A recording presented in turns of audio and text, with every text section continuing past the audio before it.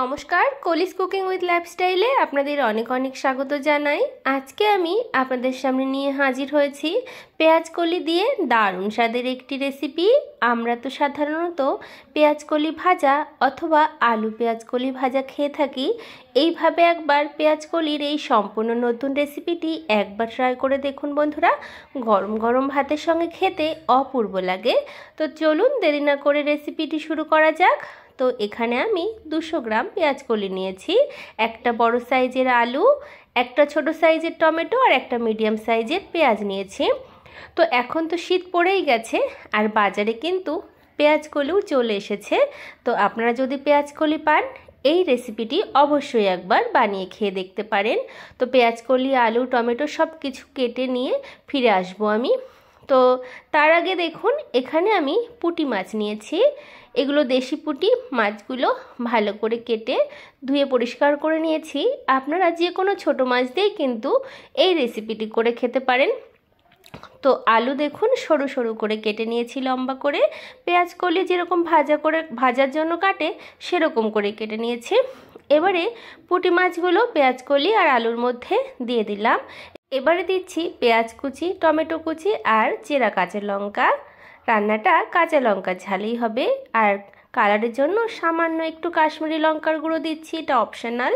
স্বাদ মতো নুন দিয়ে দিচ্ছি আর দেব পরিমাণ মতো হলুদ গুঁড়ো। দিয়ে দেব সর্ষের তেল। রান্নাটা সর্ষের তেলে করার চেষ্টা করবেন, তাহলে খেতে ভালো লাগবে। আর বন্ধুরা, আপনারা কিন্তু দেখলেন আমি কিন্তু আজকে এই মাছগুলো না ভেজে রান্না করছি। এইরকমভাবে পেঁয়াজ কলির সঙ্গে যদি মাছগুলো মেখে নিয়ে রান্না করেন, খেতে কিন্তু ভীষণই ভালো হয়। অবশ্যই যারা এখনও ট্রাই করেননি, ট্রাই করার কিন্তু আমি অনুরোধ জানাচ্ছি। তো ভালো করে হাতের সাহায্যে মেখে নিচ্ছি। তো আপনাদের রেসিপিটি যদি ভালো লাগে তাহলে অবশ্যই লাইক, শেয়ার, কমেন্ট, সাবস্ক্রাইব করে পাশের বেল আইকনটা প্রেস করতে একদমই ভুলবেন না। আর আমার এই রেসিপিটি আপনাদের কেমন লাগছে সেটাও কিন্তু জানাবেন। তো ভালো করে মেখে নেওয়া হয়ে গেছে। কড়াইতে আমি আরেকটুখানি সরষের তেল দিয়ে দিচ্ছি। তেলটা ভালো করে গরম করে ফোড়নে দিলাম কালো জিরে। অবশ্যই কালো জিরে দেওয়ার চেষ্টা করবেন। এবারে মেখে রাখা পেঁয়াজ কলি, আলু, পুঁটি মাছ যেগুলো মেখে রেখেছিলাম দিয়ে দিলাম। দিয়ে ভালো করে একটু নাড়াচাড়া করে নিচ্ছি। হালকা হাতে নাড়াচাড়া করতে হবে, না হলে পুঁটি মাছগুলো কিন্তু ভেঙে যাবে। আর এই রান্নাটা খুব বেশি নাড়াচাড়া করে রান্না করার প্রয়োজন নেই। তো আমি প্রথমেই একটু ভালো করে নাড়াচাড়া করে মিশিয়ে নিয়ে ঢাকা দিয়ে রান্নাটা করব। আপনারা পেঁয়াজ কলি, পুঁটি মাছের এই বাটি চচ্চড়িটা অবশ্যই একবার করে দেখতে পারেন বন্ধুরা। এবারে পেঁয়াজ কলি, আলু যাতে সেদ্ধ হয় সেই জন্য পরিমাণ মতো জল দিচ্ছি। তবে খুব বেশি জল দেওয়ার প্রয়োজন নেই, কারণ এই রেসিপিটা যেহেতু চচ্চড়ি, তো সেই জন্য সামান্য জল দিলেই হয়ে যাবে। আর পেঁয়াজ কলি সেদ্ধ হতে তো বেশি সময় লাগে না। তো জল দিয়ে একটু মিশিয়ে নিলাম, নিয়ে ঢাকা দিয়ে রেখে দেব। যতক্ষণ না পেঁয়াজ কলি, আলু সেদ্ধ হচ্ছে ততক্ষণ ঢাকা দেওয়া থাকবে। মাঝে আমি 1-2 বার নাড়াচাড়া করে দিয়েছিলাম। ঢাকনাটা তুলে নিলাম, একটু নাড়াচাড়া করে দিচ্ছি। তো দেখুন পেঁয়াজ কলি, আলু অনেকটাই সেদ্ধ হয়ে এসেছে। তো রান্নাটা হতে কিন্তু খুব বেশি সময় নেয় না।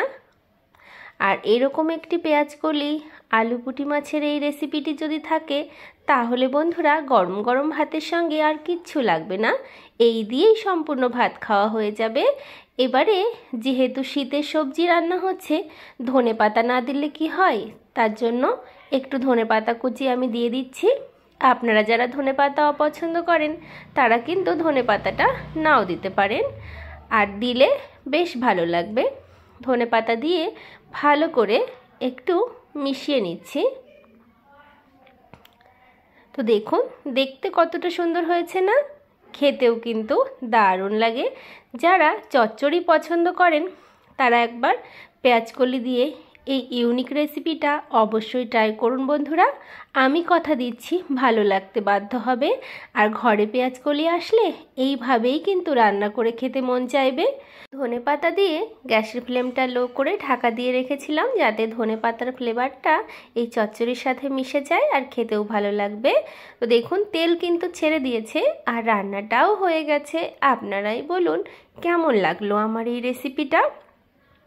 তো এবারে একটা পাত্রে আমি নামিয়ে নিচ্ছি।